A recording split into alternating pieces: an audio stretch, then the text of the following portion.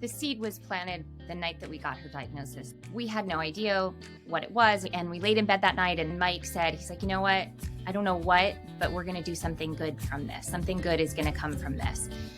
We made good on that because 5 years later to the day, we secured the domain name for the Mighty.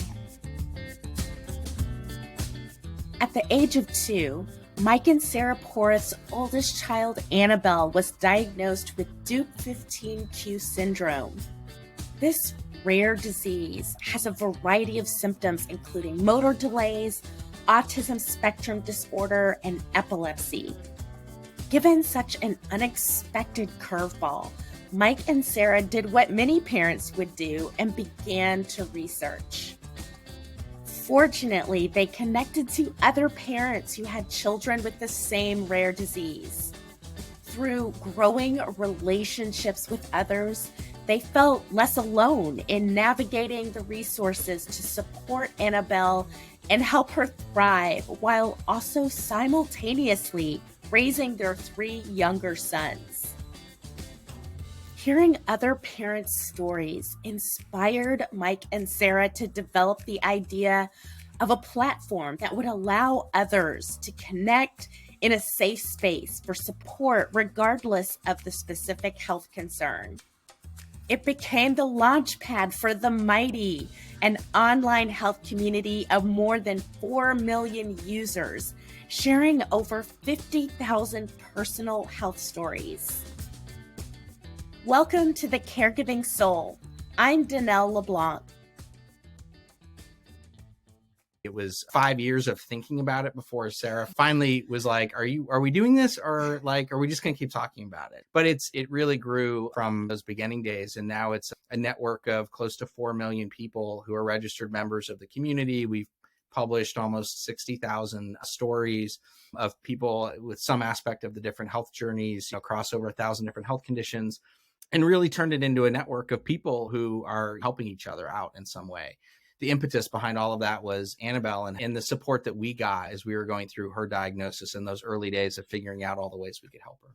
This idea of having something that is so heartbreaking and devastating and painful and transforming that into something of beauty and joy and affirming and nurturing for yourselves and for so many other people.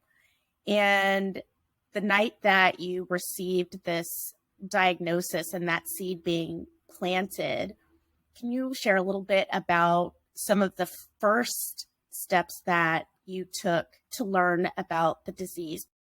So the first thing we did was Google, which for better or for worse. And this was almost 14 years ago. At the time, there wasn't a whole lot of information. There were several studies that had been done on duplication 15q. A lot of them were in Italian because one of the main researchers was in Italy.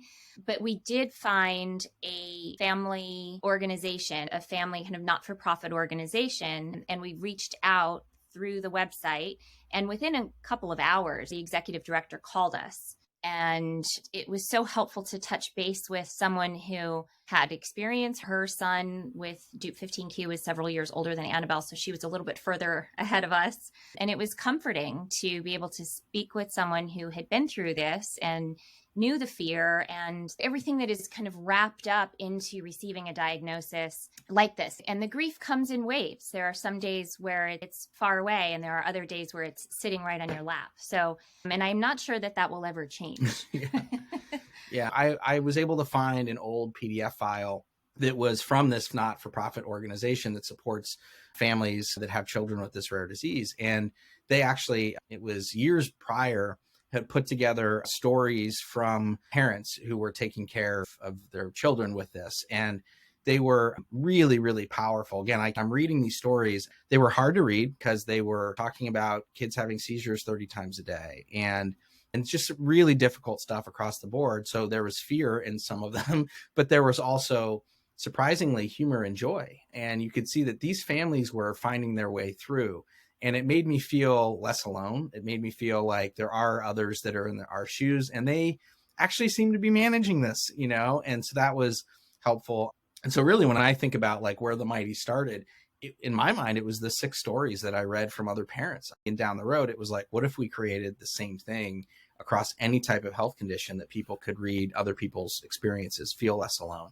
And so on day one, we were fortunate to get an introduction to a community. I think community helps so much. Obviously, you need, with any type of health situation, you need great medical professionals around you, but they're not with you through every step of the journey. They're not with you on all the highs and lows that you experience day to day, but the other parents can be in a lot of ways. And so that was really helpful for us. Wow, that's amazing.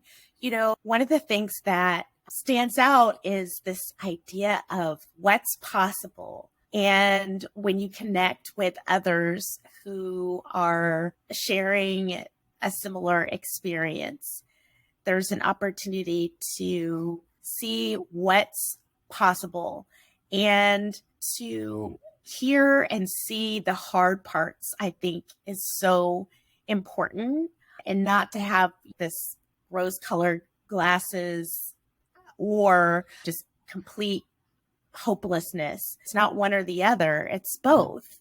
And that's what helps to enable us to make more informed decisions and choices for your daughter, for your other children, for yourselves. And on the Mighty, one of the things that you talked about was feeling like being in a sea of questions and sharing what that looked like for you. How do you use the Mighty to help others navigate their own sea of questions? We started with connecting people through stories. And I think that part of that was just, I didn't have a skill set around a lot of things, but I did around audience development and community building online, again, working through some of the news organizations and things like that. So it was, how do I leverage some degree of professional experience on helping people tell their stories, and then finding others that digitally, online, through social or search or those things, that will actually find that story really meaningful and provide a connection. Again, it's just incredible how close that bond can be, given that these are really a group of strangers, that otherwise would never connect. And so the way that we try to design the Mighty was through these stories that they would resonate with folks. First, we reached out, and people had individual blogs and things like that where they were sharing about their own journeys. And so the first step was just going out to those folks and trying to find the best stories that they had put together and asking for their permission to put them on our platform, that we're going to try to reach a lot more people with them. And then they saw that, and then they started submitting their own to the Mighty. And I remember the very first submission was a woman in the Midwest who wrote about this experience where she was pregnant and had learned that the baby that was coming had a fatal disease and would live for very short period of time when she was born, and that she delivered the baby, she lived for 22 minutes and then passed away. And she wrote a story about like how beautiful those 22 minutes were and how they really changed her life going forward, in the way that she perceived things and the way that she connected with people. And that story, when we put it out there, got hundreds and hundreds and hundreds of comments, because so many other people had been through something similar. And this woman was able to articulate it in a way that wasn't just, obviously it's a very tragic thing to go through, but she was really writing about how it changed her life in a good way, how it changed her family. And seeing the response of that, it made me realize that this vehicle of stories can really build community. Like, stories a start for community. And so that was the path that we went down. So it started with stories, and then we started adding social networking features so people could connect and they can form groups. And we've had millions of conversations among people within the Mighty that start. Most people end up finding a story. That's their vehicle to get into the Mighty. And so it's a lot of just figuring out what resonates, with the community. So a very organic process and growth of the site. That's very much integrated with the community, which is why it works. It would not work unless people were willing to be vulnerable, share their own experiences, offer support to each other. It was a few years in that it kind of dawned on me that what we were really solving for was isolation. You're going through some type of health experience, your health journey. A lot of people have friends and family who they're close to and who want to be helpful, but it's different talking to them than it is talking to the people who are actually with that same shared lived experience. Yeah. and they're complementary. They're not against each other. They work together. And so what we really try to do is focus on that area of, let's bring people in, whether they're patients or caregivers or healthcare providers, bring them into a conversation, usually through stories that gets them talking. The Mighty very quickly became a place where people felt safe, and that allowed them to be comfortable sharing their stories, being vulnerable, and just putting themselves out there where they might not necessarily feel that sense of comfort and safety on another social platform. How did you accomplish that? What do you think it was about the Mighty that allows people to feel safe in sharing in a way that they might not otherwise? I would boil it down to two things. One is the culture that's created by the stories, right? It's when you read someone's story, you want to share something similar to that. The story is a beginning of a conversation, really. And so it opens that up. And if the way you see somebody else write about it, not in a, I'm just going to vent and be angry about this, but really taking a constructive approach, then it's more likely that anyone responding to that is going to do it in a similar vein. And the second part, so we have a 24/7 moderation team. Their goal is to keep this a safe and supportive community. So this intentional energy that you've created, an intentional environment that you have modeled for others to follow. And I love it.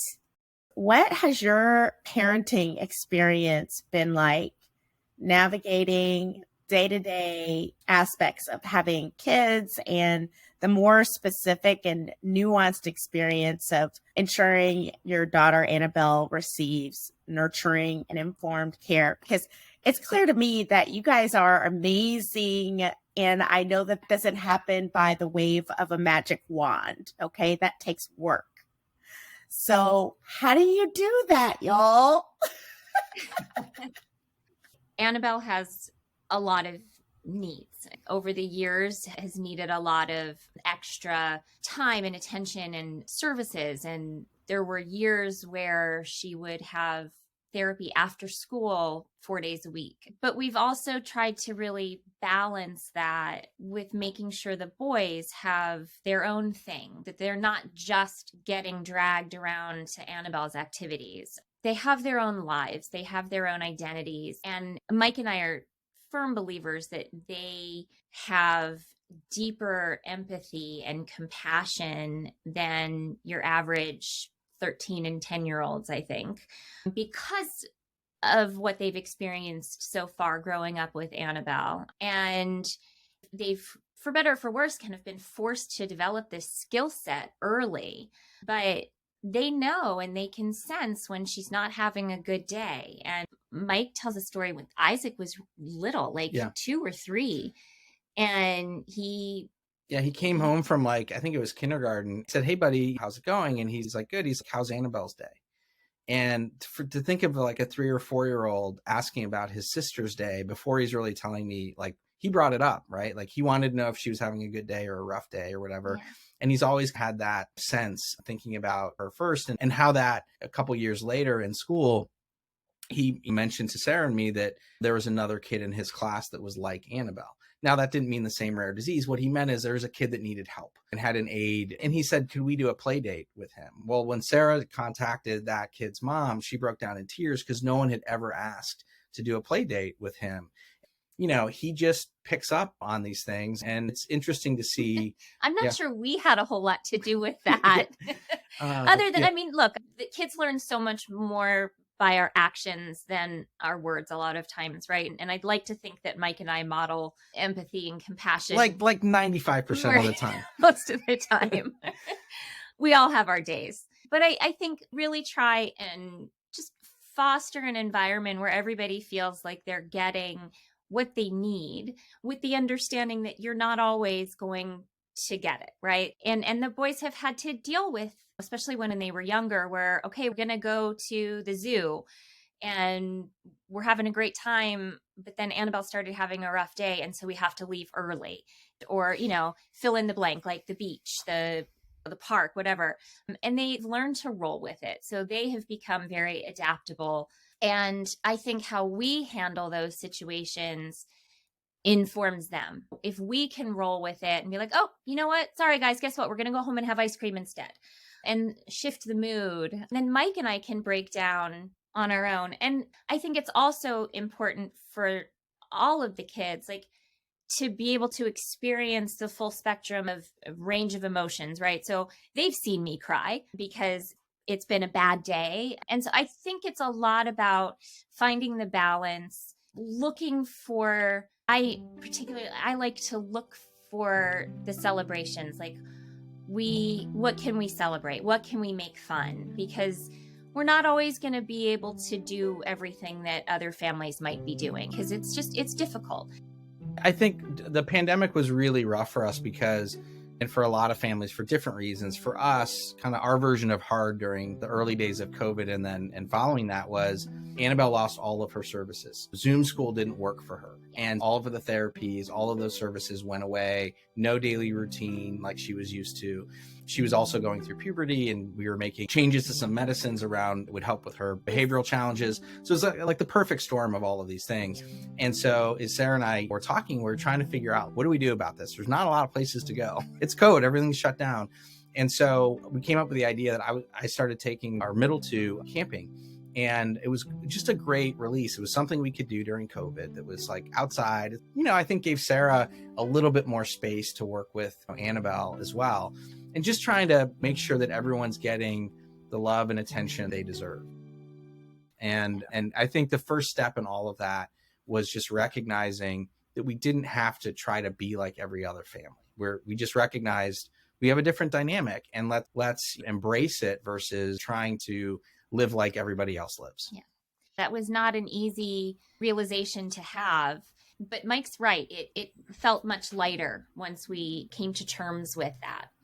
The last year was probably the most difficult year for us as a family, where because of a lot of the behaviors that Annabel had picked up, all of the different services that we were using really weren't working and helping. And so through a combination of discussions with our doctors and therapists and all that, we discovered a program in Atlanta. It's called the Marcus Autism Center. And so we were on a wait list for 9 months.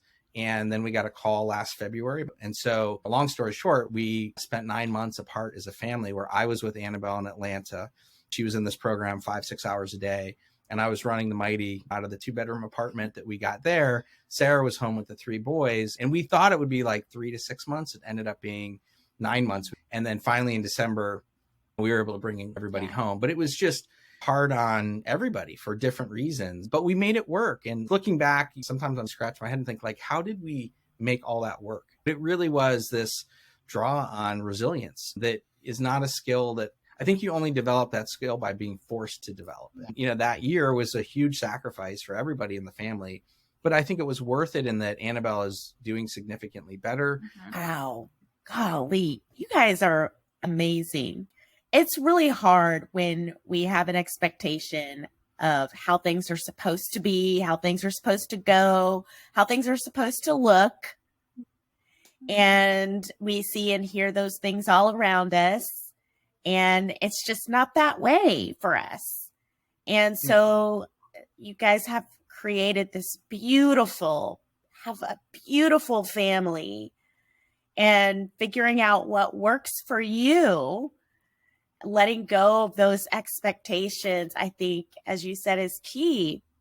What else do you feel is important for listeners who are caring for a child or a family member with rare or chronic illness to know? First thing that I think of is you've got to find a way to take care of yourself first. And there's been periods of time where I've done a better job of that, and periods of time where I have not. I feel like not just me, but Annabel and the others in the family end up doing better when I'm doing better. I'm always doing better when I've got some form of, call it alone time, call it whatever you want. And it's, everyone talks about self-care, right? It's become this like buzzword, and it means different things to different people. It's not all just bubble baths and manicures. It really is honing in on what re-energizes you. What do you need to take a pause and rebuild? And it is absolutely not selfish. I think it's the opposite. I cannot be who I need to be for Mike and the kids if I don't take those pauses. And it doesn't have to be a big chunk of time. Even if they're tiny little moments, take them. Sarah, Mike, thank you so much for joining me today on The Caregiving Soul. It has been absolutely wonderful to talk with both of you. You're just lovely, lovely people. What you've done with your family and for each other is bigger, has like so much, there's so much, I can feel it. There's an energy that ripples out from what you've done. And it's so important for people to witness that, especially right now. And so I want to thank you for that. Yeah, thank you. That's very nice to hear. On the hard days, it's easy to forget the good things. So thank you. Thank you so much. Thank you, Danelle. It's been a lot of fun and a real pleasure to speak with you as well. Thank you for joining our conversation with Mike and Sarah Porath. Mike and Sarah serve as an amazing example of how to find ways to create beauty and joy in a hard place. Sarah defines self-care as a question. What re-energizes you today? Reframing self-care beyond a designated action we need to take to a question we ask ourselves leads us to what we actually need in the moment. When we're able to let go of expectations and assumptions of how things should be or look, we make room for what's possible. Check out our show notes to connect with and follow Mike and Sarah and to learn more about the Mighty. Every episode of The Caregiving Soul has a page on empoweredus.org where you can find the extended show notes, including transcripts and relevant resource links. For additional bonus content from this episode and to connect with us, be sure to follow the Empowered Us social channels on Instagram at Empowered Us Network and Twitter at Empowered Us Pod. The Caregiving Soul is an Empowered Us original presented by Good Days, hosted by me, Danelle LeBlanc. If you like this episode, be sure to rate and subscribe to the show wherever you get your podcasts. And remember, the right care includes care for you.